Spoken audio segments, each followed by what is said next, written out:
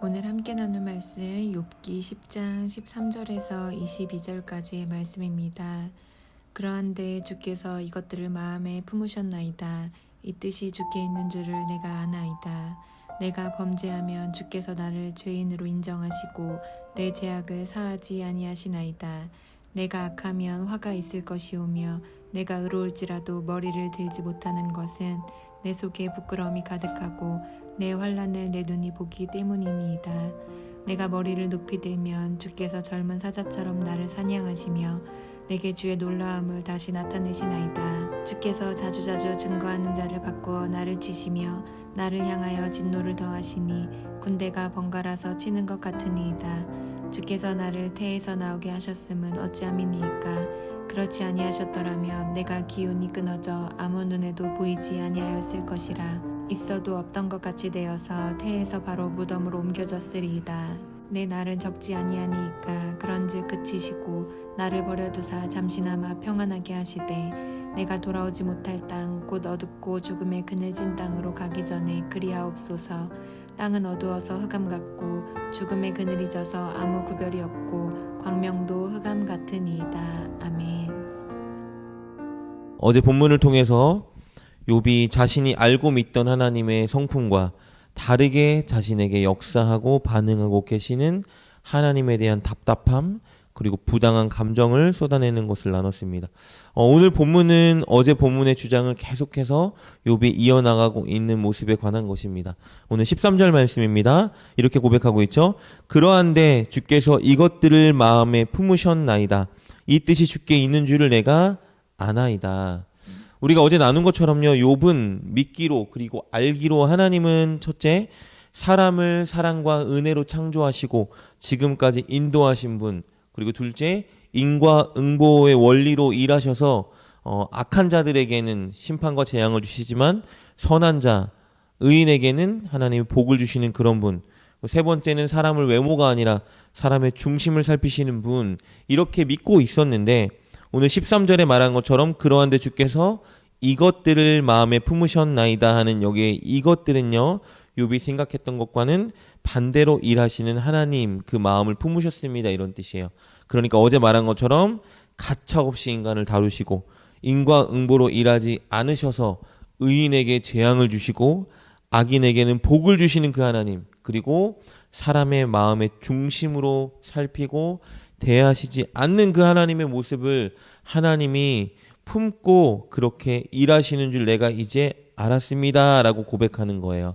그러면서 이렇게 느껴지는 하나님의 모습을 14절부터 또 계속해서 언급하기 시작합니다. 14절 말씀입니다.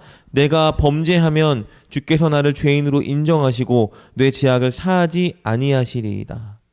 하나님은 은혜와 사랑으로 만드시고 인도하신 분인 것 같았는데, 그런데 하나님은 인간이 죄를 지으면 내가 죄를 지으면 가차없이 처벌하시고 잊지 않으시는 그런 하나님이십니다. 이렇게 말하는 거예요.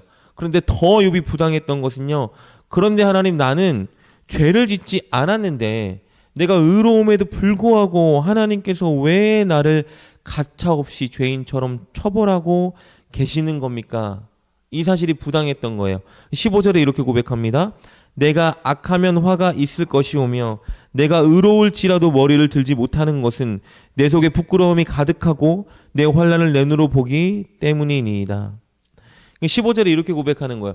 내가 진짜 악하고 죄가 있다라면 화가 내게 있는 것은 당연한데, 근데 하나님, 나는 의로운데 왜 내가 머리도 들지 못하게 하십니까? 라고 말하는 거예요. 욥이 생각하기로는 스스로 진짜 죄를 짓지 않았죠. 정말 누구보다 의롭게 살려고 노력했어요. 근데 지금 자신의 처지를 보니까 너무나 많은 재앙을 받았고, 자신의 지금 몸뚱아리를 보니까 이건 누구나 욥을 봐도 저거 하나님 앞에 악을 짓고 죄를 지어서 하나님께 지금 처벌받고 재앙받고 있는 죄인이구나라고 생각할 수밖에 없는 형편에 놓여 있다라는 거예요. 왜냐하면 당시에 거의 모든 사람들은 다 인과응보의 원리로 하나님이 일하신다고 생각했기 때문이에요. 그러니까 욥은 스스로가 나는 의롭고 나는 정말 결백하고 나는 죄짓지 않았어 라고 스스로 주장함에도 불구하고 지금 욥의 처지를 보니까 모든 사람들이 볼 때 아, 저거 죄인이네 라고 말할 수밖에 없는 처지에 놓여 있어서 나는 의로움에도 불구하고 내 머리를 들 수가 없는 형편입니다 라고 말하는 거예요. 이것이 다 누구 탓이라는 거예요? 하나님 탓이라는 거예요. 하나님이 이 세상 모든 것의 주권을 가지고 계신 분이기 때문에 하나님이 지금 욥을 이렇게 만들었다고 욥은 믿는 거예요. 그래서 마치 뭐라고 고백하냐면요, 하나님이 강한 사자가 먹이를 사냥하듯이 나를 계속 공격하고 계신다. 16절 말씀입니다. 내가 머리를 높이 들면 주께서 젊은 사자처럼 나를 사냥하시며 내게 주의 놀라움을 다시 나타내시니이다. 그리고 여러 가지 재앙을 통해서, 그리고 이젠 한 명 한 명 바꿔가면서 친구들을 통해서 자신을 공격하는 하나님, 정말 하나님이 나를 너무 아프게 하십니다라고 17절에 고백하고 있죠. 주께서 자주자주 증거하는 자를 바꾸어 나를 치시며 나를 향하여 진노를 더하시니 군대가 번갈아서 치는 것 같으니이다. 그러니 욥은 완전히 모두에게 다 버림받은 자, 그리고 특별히 하나님께 공격받는 자가 지금 된 거예요. 그래서 하나님께 우리 22절, 21절 말씀 보면 자신의 소원을 아뢰죠. 죽여주세요. 이런 소원이에요. 제발 저 좀 신경 쓰지 마시고 내버려 두세요. 제가 살 날이 얼마 안 남은 건 하나님이 더 잘 알고 계시지 않습니까? 이제 죽는 그 순간까지 제발 저 좀 신경 쓰지 마셔서 짧은 순간이라도 하나님께 공격받지 않고 편안히 살다가 죽게 하여 주시옵소서라고 고백하면서 오늘 본문의 내용이 끝나는 것을 보게 됩니다. 여러분, 지금 본문을 통해서 지금까지 쭉 살펴본 본문을 통해 보면요, 욥을 가장 힘들게 하는 것 중에 하나는 무엇이냐 하면 우리가 아는 것처럼 욥 스스로가 아니 나는 의로운데 나 진짜 죄를 짓지 않았는데 하나님이 왜 나를 죄인처럼 다루십니까? 라는 생각이었어요. 우리가 전에 나눈 것처럼요, 사실은 욥도 인과응보 원리에 빠져 있던 사람이에요. 왜냐하면 당시에 모든 사람이 다 그 원리에 빠져 있었어요. 선한 자는 복을 받고 악한 자는 재앙과 저주를 받는다. 그러니까 욥은 사실 하나님이 뭔가를 주시기 때문에 하나님을 섬긴 것은 아니에요. 그는 누구보다 순수하게 하나님을 사랑하고 경외하는 신앙으로 섬기긴 했지만 그의 마음 가운데에도 인과응보의 원리는 굳게 자리 잡았어요. 하나님께 잘하고 순종하면 하나님이 그렇게 선한 자처럼 대접해 주시고 죄를 지으면 하나님께 재앙을 받는다라는 원리는 모든 사람이 다 갖고 있던 인식이었어요. 근데 문제는 무엇이냐 하면 욥의 입장에서는 나는 진짜 죄를 짓지 않았는데 나 진짜 하나님의 뜻에 순종하며 살기 위해 노력했는데 왜 죄인들이 받아야 되는 이런 대우와 처우를, 재앙을 내가 하나님께 받아야 하는가 도무지 이해가 안 가는 거예요.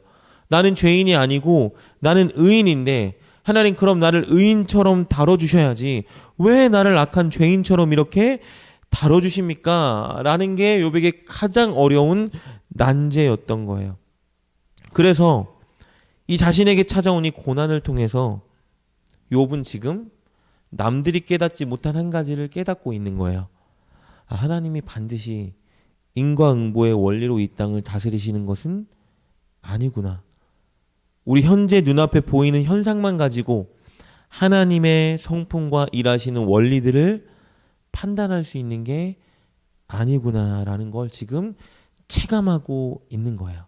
사실 욥기의 주제 중에 하나는 우리의 생각과 우리가 재단한 하나님의 성품보다 더 크게 일하시는 하나님이라는 주제를 갖고 있지만 지금 욥은 그것들을 남들이 깨닫지 못하는 것들을 조금씩 깨달아가고 있는 거예요. 물론 본문의 상황은 아직 하나님의 뜻을 분명히 알지 못했고 자신에게 고난이 계속 가혹하게 다가오는 상황에 놓여 있기 때문에 온전히 진리는 깨닫지 못했고 체감만 하고 있었던 거예요.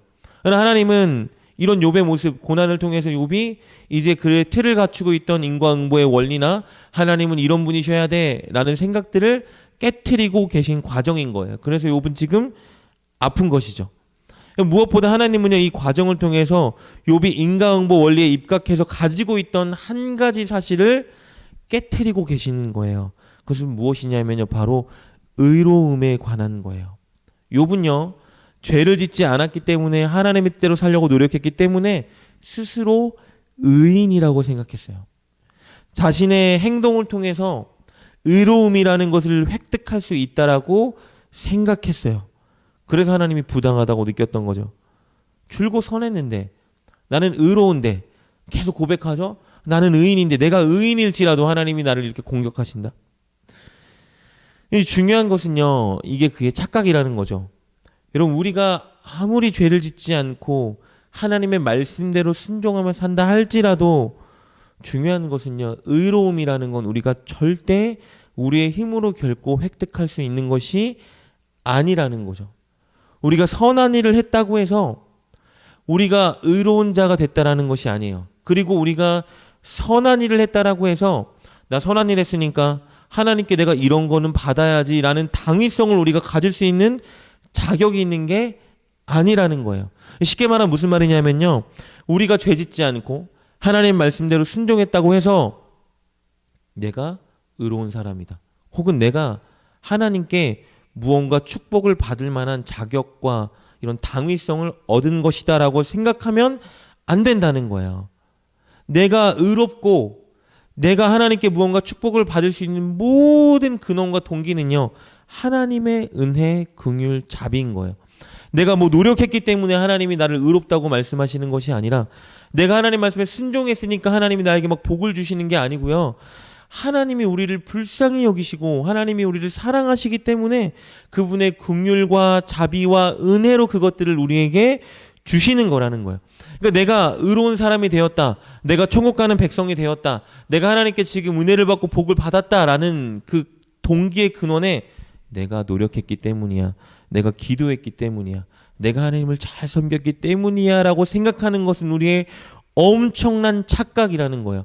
우리가 아무리 노력하고 우리가 하나님을 위해 무언가 헌신했다 할지라도 우리가 무언가를 받고 구원받은 비결은요, 그냥 다 하나님의 자비요, 긍휼이요, 은혜라는 거예요.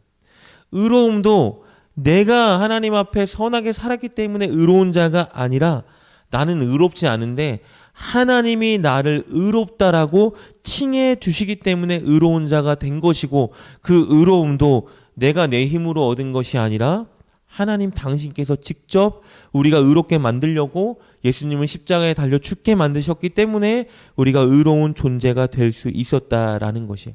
여러분, 욥은 정말 훌륭한 신앙인이었죠. 누구도 하나님이 보시기에 욥처럼 온전한 자는 역대 없었을 것이라고 성경은 말해주고 있어요.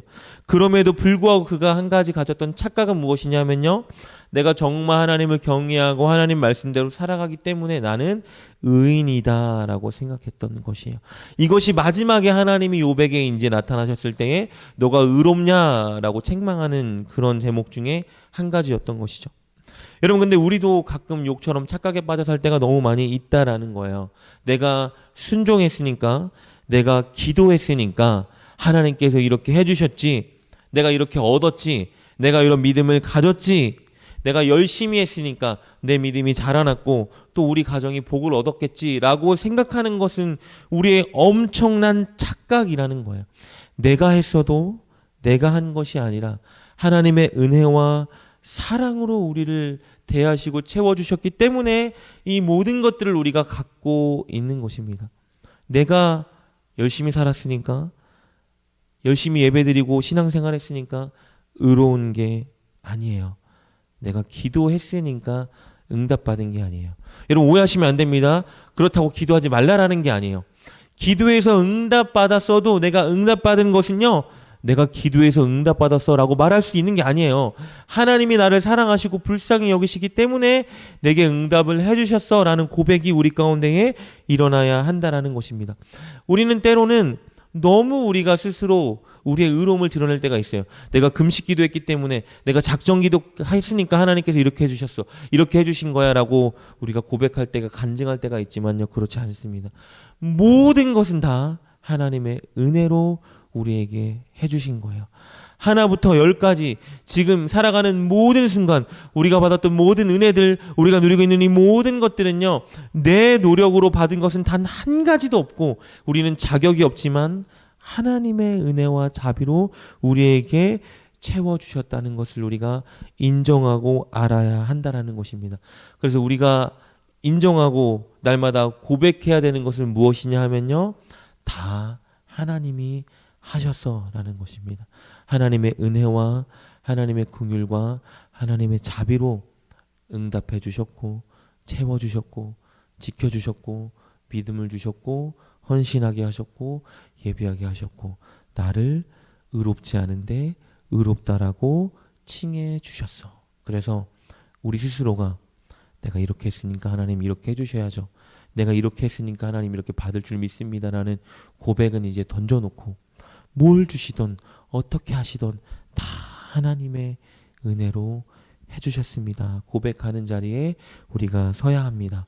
여러분 이 시간 기도할 때에 우리가 하나님께 그런 고백을 했으면 좋겠습니다. 하나님 혹시나 내가 기도했기 때문에 내가 열심히 했기 때문에 예배드렸기 때문에 내게 복을 주시고 계시다고 착각하는 것이 있었다면 용서해 주시고 앞으로 내 인생 가운데 모든 주시는 것들 다 하나님의 은혜로 주셨습니다. 고백하는 자리에 우리가 서게 하여 주시옵소서. 더 나아가 오늘 하루 살아갈 때에 우리가 누리는 모든 것들을 보며 하나님이 주심을 감사합니다 고백하는 자리에서는 저와 여러분 될 수 있길 주님의 이름으로 축복합니다. 기도하겠습니다. 하나님 감사합니다. 우리를 불쌍히 여겨주셔서 하나님의 긍휼과 자비와 은혜로 모든 것들 채워주시고 더해주시니 감사합니다. 하나님 우리가 교만하지 않고 심지어 응답받은 것조차 내가 기도했으니까 됐어라고 고백하지 않고 모든 것이 다 하나님의 은혜입니다 고백하는 자리에 서게 하여 주시옵소서. 오늘 하루 살아갈 때에도 하나님 주시는 모든 것들이 하나님의 은혜임을 고백하며 하나님을 찬양하는 우리 모든 성도님 되게 하시고 특별히 이 시간 자신들의 문제를 놓고 아랠 때에 위로하시고 힘주시는 주님을 경험하게 하여 주시옵소서. 예수님의 이름으로 감사하며 기도드립니다. 아멘. 우리가 의롭다 칭함받을 수 있는 이유, 천국 백성이 된 이유, 그리고 필요한 것들을 공급받는 이유는 다 하나님의 자비와 긍휼과 사랑 때문입니다. 우리의 노력과 공로는 하나님의 은혜 앞에 내세울 자리가 없습니다. 오직 은혜 때문입니다. 오늘 하루 그것을 인정하고 하나님의 자비와 긍휼과 은혜를 찬양하는 우리가 됩시다.